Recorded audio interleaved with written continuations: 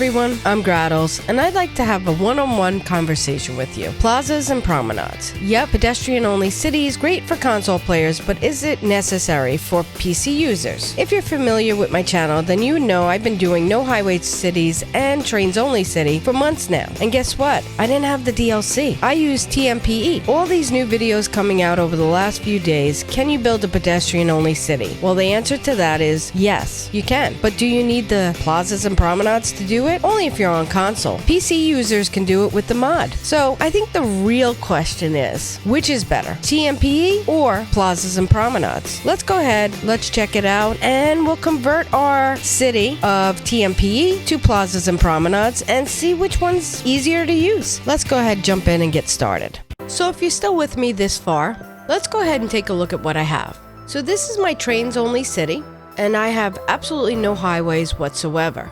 I also have banned personal vehicles from being able to use any roads in my city except for around the college. But they can't get any further than there. The only thing that links them to the rest of the city is a train. So how did I do that? TMPE.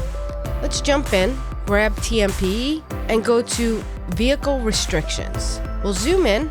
And as you can see, all my roads are restricted. If I click on it, I banned personal vehicles. For long segments, I hit Shift and hit Ban Personal Vehicles, and it's throughout my whole city. And that's all I did. It's time consuming, but I made a pedestrian-only city. I have services that are allowed to come in and leave when they need to. So other than that, we are running a pedestrian-only city with no highways, with TMPE. So let's go ahead, let's transfer this whole city, which is about 8,354 exactly, to plazas and promenades and see what we have to do to make it a pedestrian-only city. Let's go.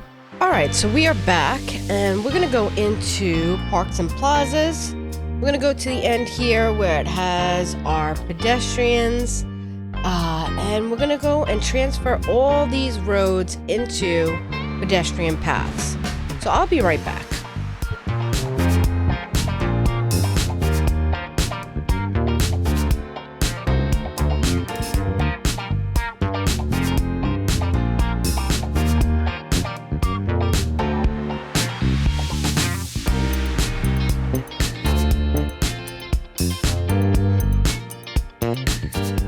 Alright, so I did all the residential as pedestrian paths, and I'm just going to do a segment down here with our sandstone, and we'll do the trees because we have it there as well. So let's just go ahead and do that. And we are getting screamed at. I mean, literally screamed at. Why? Because we need to paint a district. So let's go ahead and paint the district. Now they are screaming at me because we don't have garbage service points. What are garbage service points? The new thing we need in order to get garbage trucks in our new pedestrian area. So let's go ahead and do that. We're going to go into the parks and plazas again, down in here, the pedestrian areas. We'll go up to the service buildings and we will add a garbage. So let's go ahead and do that. Cargo. So let's add a large garbage service point. There we go. Make sure it's in the district. There we go. And we are still getting screamed. We have multiple problems. Let's see why. Because I think we need cargo. So let's go back in and we did the garbage. So now we need a large cargo point. So let's do that. There we go. And then we're probably going to need a large pedestrian area service point. So let's do that as well. There we go.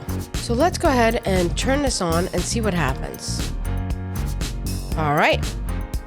So now let's take a look at our new area.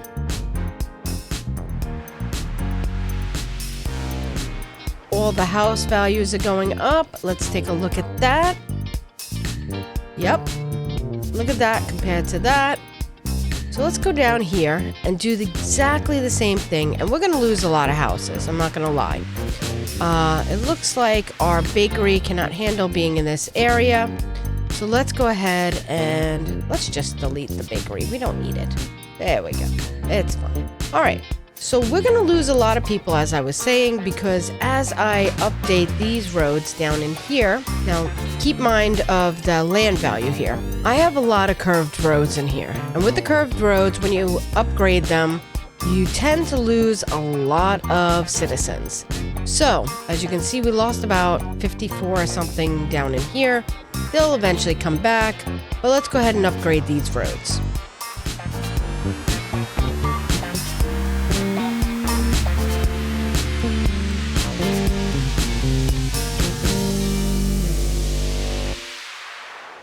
Alright, so as you can see, there was a couple of roads we cannot even upgrade because the parks and the schools and the things just do not allow us to do that. We're going to have to move them, upgrade, and then place them back in. You can see we lost a lot of population. They'll come back, but let's go ahead and finish up what we were doing.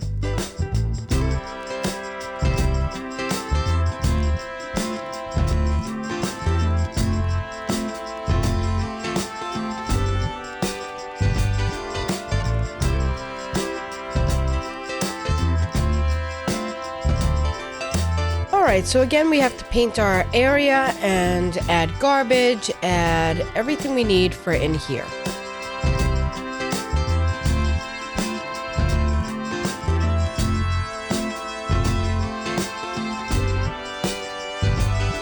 Alright, so every one of these areas need to be painted with the pedestrian paint in order to function, and they also need their services. Now we can paint this entire map with one paint all together, and that seems a little bit crazy, but then we can use service points that will, in general, like share, I guess. But then I don't know what's the capacity. You have to look at the capacity, and if the capacity is too large, you're gonna have a lot of them anyway, so they should all have their own anyway. Let's come down over to here. This is a huge area. We have a lot more population going on in here. I'm going to convert this as well. And then we're going to take a look at the land values and what I had to do to use plazas and promenades just to get a pedestrian-only city.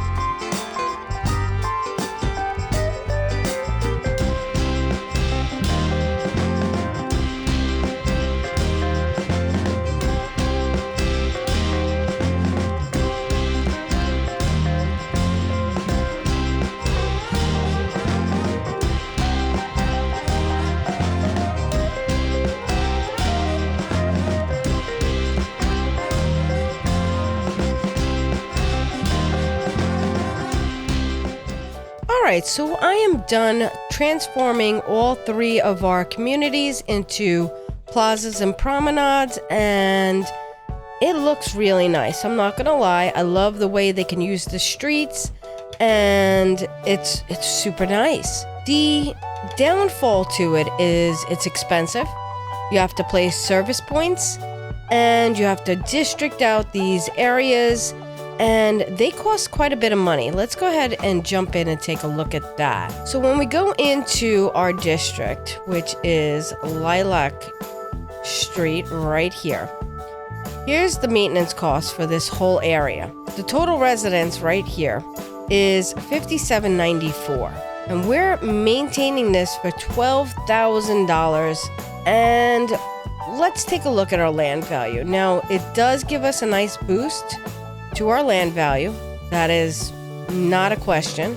But when you're first starting out with a city, especially when you're on a budget, this is not the most practical way to start out.